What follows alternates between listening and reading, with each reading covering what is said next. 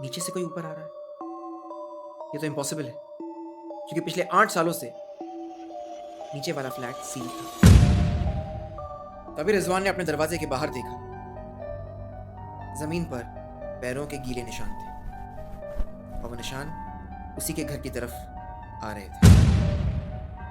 Hello दोस्तों, मेरा नाम है नबील अहमद और मेरे चैनल कौन है पर आप लोगों का फिर से स्वागत है।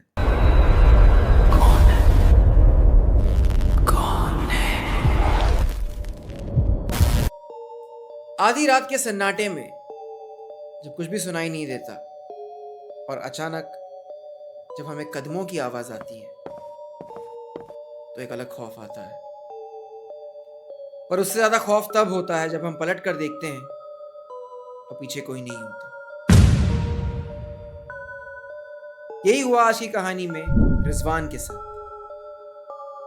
हमारी आज की कहानी का नाम है फ्लैट नंबर 202। रिजवान अपने एक दोस्त के साथ पुणे के एक फ्लैट में पिछले 3 साल से रह रहा था। कुछ दिनों से उसका दोस्त अपने होम टाउन गया हुआ था, इसलिए रिजवान अकेला था। दोनों दोस्त एक ही रूल को फॉलो करते। सोसाइटी का यह कहना था कि उनके नीचे वाला फ्लैट नंबर 202 हॉन्टेड था। पिछले 8 सालों से वो फ्लैट सील्ड था, यहां तक कि वहां लिफ्ट भी नहीं रुकती थी। इसलिए उन दोनों को उस फ्लैट के बारे में रात में सोचना भी अलाउड नहीं था।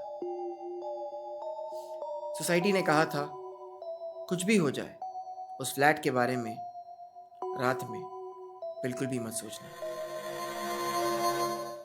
आज पहली बार रिजवान ये रूल तोड़ने वाला था। रात के तकरीबन 2:30 बजे थे। रिजवान हेडफोन पर म्यूजिक सुन रहा था। उसे अचानक कदमों की आवाज आई। उसने हेडफोन उतारा। उसे इतना अजीब लगा। उसे अपने आसपास देखा,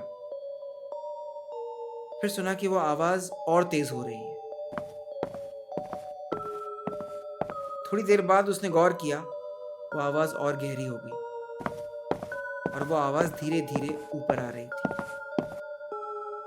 रिजवान को धीरे धीरे ये बात समझ में आई कि कोई कदमों से सीढ़ियों पर चढ़ रहा है और जैसे ही वो आदमी एक सीढ़ी और लेता है, आवाज और गहरी हो जाती है। पर उस आवाज में अलग बात ये थी, नॉर्मली वो आदमी सीढ़ी नहीं चढ़ रहा था। वो आदमी अपने पैरों को घसीटते हुए ऊपर चढ़ रहा था। रिजवान को लगा नीचे से कोई ऊपर आ रहा है। ये तो इम्पॉसिबल है क्योंकि पिछले 8 सालों से नीचे वाला फ्लैट सील था। यहां तक कि वो पूरे फ्लोर पर कोई नहीं रहता था। लिफ्ट भी वहां पर नहीं रुकती थी। रिजवान फौरन खड़ा हुआ। उसने अपना दरवाजा खोला और बाहर देखा। कॉरिडोर बिल्कुल खाली था। तभी रिजवान ने अपने दरवाजे के बाहर देखा। जमीन पर पैरों के गीले निशान थे और वो निशान उसी के घर की तरफ आ रहे थे। रिजवान की सांस रुक गई। उसने फौरन दरवाजा बंद कर दिया। वो पीछे हटा। जैसे ही पीछे हटा, उसे एक अजीब एनर्जी शिफ्ट महसूस हुई, मानो जैसे हम कोई कमरे में बैठे हैं और वहां अचानक हमें ऐसा महसूस होता है कोई और एनर्जी भी यहाँ पर है। रिजवान ने मिरर की तरफ देखा तो उससे पहले तो कुछ भी दिखाई नहीं दिया, लेकिन थोड़ी देर बाद उसे अपने ही इमेज के पीछे एक और इमेज थी। और उसका चेहरा क्लियर नहीं था, ना आंखें क्लियर थी, सिर्फ पैर साफ साफ दिखाई दे रहे थे। एक पैर पूरा जल चुका था और दूसरा पैर खसा हुआ लग रहा था। रिजवान ने जोर से चीखा, तुम कौन हो? कौन हो तुम?